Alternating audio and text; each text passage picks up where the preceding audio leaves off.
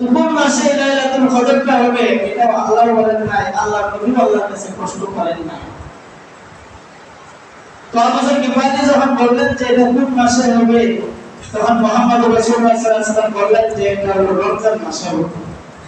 আবু যর গিফারি আবার প্রশ্ন করলেন, ও আল্লাহর নবী, রমজান মাসে তো হবে, এটা তো পুরো এক মাস রমজান, তাহলে লাইলাতুল কদরটা কোন দিন হবে?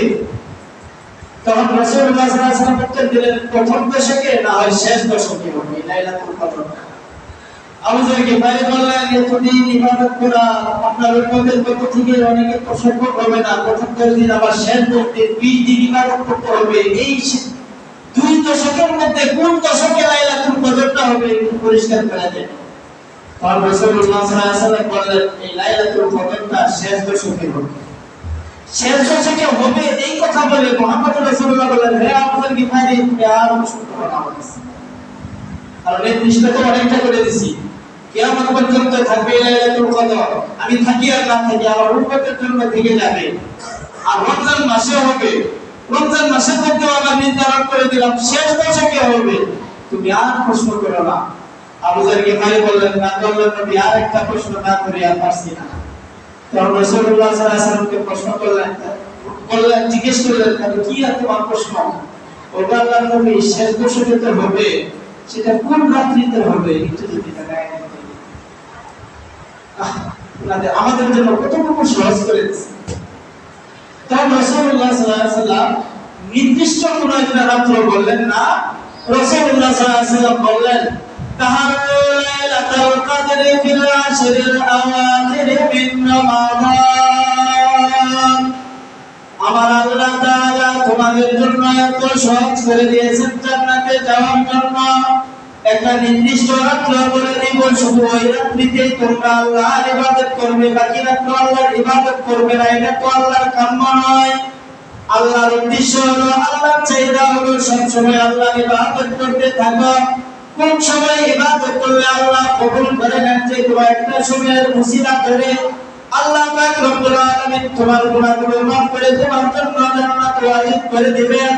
সুতরাং হে সাহাবীরা, তোমরা জেনে রাখো, আমি তোমাদের মধ্যে শেষ দশকে কোন রাত্রিতে হবে সেটা আমি বলতেও চাই না, আমার মনেও নাই, আমি তোমাদেরকে বলবো না। অন্যান্য হাদিসে আছে রাসূলুল্লাহ সাল্লাল্লাহু আলাইহি ওয়াসাল্লাম ভুলে গেছি, আল্লাহ ভুলাই দিয়েছেন, এটা জানছেন, স্বপ্নে দেখছেন কোন রাত্রিতে লাইলাতুল কদর হবে। রাস্তায় যখন আসতেছে মসজিদের দিকে, তখন রাসূলুল্লাহ সাল্লাল্লাহু আলাইহি ওয়াসাল্লাম দেখেন রাস্তায় তিন লোকের ঝগড়া লাগছে। ঝগড়া কি আপনারা হয় না, আমরা ওই সময় দেখতে ঝগড়ার বিষয়ে আবার আধা ঘন্টা 10 মিনিট না নিয়ে গেছি ঝগড়াটা দেখি। রাসূলুল্লাহ সাল্লাল্লাহু আলাইহি ওয়াসাল্লাম আল্লাহ ভুলাই দিয়েছেন। তো রাসূলুল্লাহ সাল্লাল্লাহু আলাইহি ওয়াসাল্লাম বললেন যে, হে আবু যর গিফারি সাহেব, সবাইকে উদ্দেশ্য করে বললেন যে, তোমরা লাইলাতুল কদর আল্লাহ তাআলা এত সুযোগ দিয়েছেন, তোমরা কি একটু কষ্ট করতে পারবে না? একটা না দুইটা না, 5টা রাত্রিতে তোমরা শুধু একটু কষ্ট করো।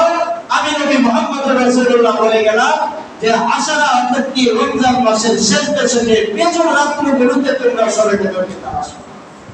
সুবহানাল্লাহ।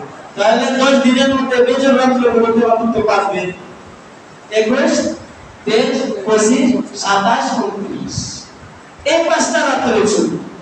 এই যে আল্লাহর নবী বলেছেন যে, এই 5টা রাত্রি তোমরা তালাশ করো, এই 5 রাত্রির মধ্যে যে কোনো এক রাত্রি লাইলাতুল কদর হয়ে যাবে। লাইলাতুল কদর যদি তোমরা পেয়ে যাও, তাহলে 1000 মাস ইবাদত করা, অর্থাৎ কি 83 বছর 4 মাস লাগাতার দিনে রাত্রে 24 ঘন্টা ইবাদত করলে যে সওয়াব, হে উম্মতেরা, তোমরা যদি এই 5 রাত্রিতে ইবাদত করো, যে কোনো এক রাত্রিতে ইবাদত, এই 5 রাত্রিতে ইবাদত করলে যে কোনো এক রাত্রিতে লাইলাতুল কদর তুমি পেয়ে যাবে। আর লাইলাতুল কদর পেয়ে গেলে 83 বছর 4 মাস লাগাতার আল্লাহর ইবাদত করলে যে সওয়াব, এই সওয়াব আল্লাহ পাক রব্বুল আলামিন তোমার আমল নামায় দেবে। সুবহানাল্লাহ। আল্লাহ পাক মানে ইনশাআল্লাহ বেজোড় রাত্র আমরা তো ইবাদত সবসময় করব, রমজান মাস পুরাটাই করব, বেজোড় রাত্রগুলোতে বিশেষ করে আমরা ইনশাআল্লাহ লাইলাতুল কদরের নিয়তে 2 রাকাত করে লাইলাতুল কদরের নফল নামাজ পড়ে নিব। আল্লাহর কাছে একটু জিকির আজকাল একটু বেশি জাগ্রত জেগে আমরা আল্লাহর ইবাদত করব এবং আল্লাহর কাছে চাইব ইনশাআল্লাহ। তাই ইনশাআল্লাহ এটা থেকে বছরে অনেক ফজিলত। আমরা যারা অবসর আছি, এমন যারা আছে যে আমাদের দুনিয়া ঝামেলা নাই, ঝামেলা ছাড়া দুনিয়াতে একটা মানুষ পাইবে, যে বেচারা কোটিপতি তারও ঝামেলা, যার কিছু নাই তারও ঝামেলা। ঝামেলা মুক্ত পৃথিবীতে কোনো মানুষ নাই, কিন্তু ঝামেলা মুক্ত হবে কখন? দুইটা চোখ বন্ধ হয়ে তখন সব ঝামেলা শেষ, কোটি টাকাও শেষ, গাড়ি বাড়ি সব শেষ, সব ঝামেলা সেরা মানে একেবারে অপশন। এমন অপশন হয় তখন মানুষ তখন বিসমিল্লাহ বলা, একটা নেকি অর্জন করার আল্লাহ সাহস দেয়া থাকে না, শক্তি থাকে না, কিন্তু তখন তো আল্লাহ না।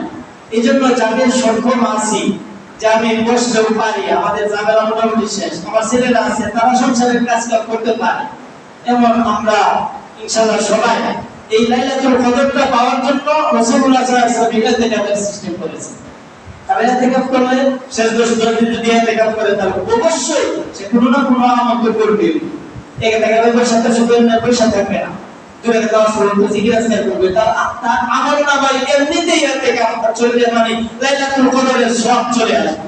এই লাইলাতুল কদরটা পাওয়ার জন্য রাসূলুল্লাহ সাল্লাল্লাহু আলাইহি ওয়াসাল্লাম এই সিস্টেম জারি করেছেন। এটা একটা সুন্নাত, ইতিকাফে বসা।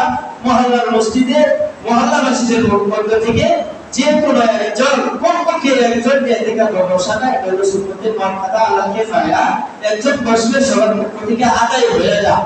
কিন্তু এই বলে না যে একজন তো বসছে বাস আমাদের আর বসার দরকার নেই।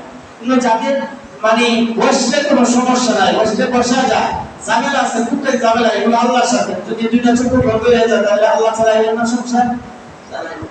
এই জন্য আমি ইনশাআল্লাহ নিয়ত করবো পক্ষে নানা দোয়া আছে আমাদের, নানা আমাদের সভাপতি সাহেব ইজ্জতুল্লাহ নানা